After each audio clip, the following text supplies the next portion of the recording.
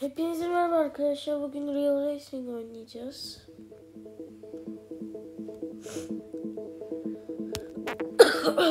Bu arada arkadaşlar az hastayım.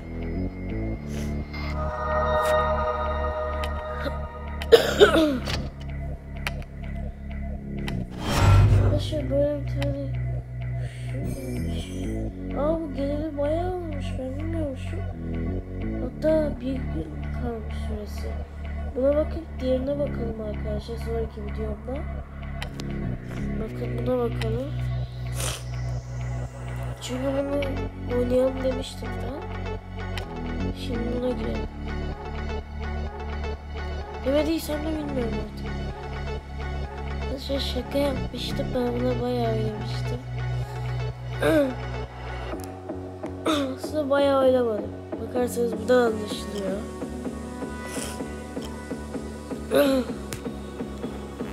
Direkt kaptan başlayacağım çünkü diğerini oynayacağım. Diğer videoda yapmamaya karar verdim. Hadi başlayalım. Arkadaşlar bu araba çok iyi. Bakın izleyin.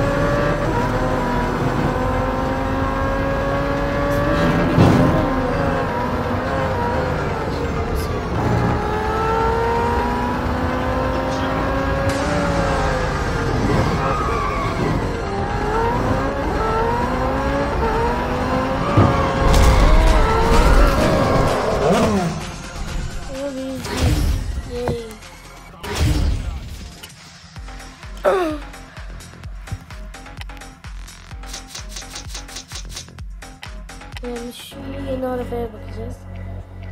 Onda hiç oynamadım arkadaşlar gerçekten. 5 günmüş.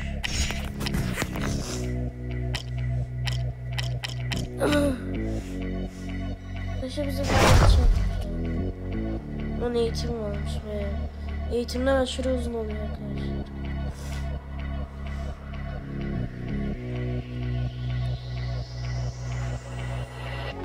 Biz de sadece bir tane eğitim de yapabilirim, bilmiyorum.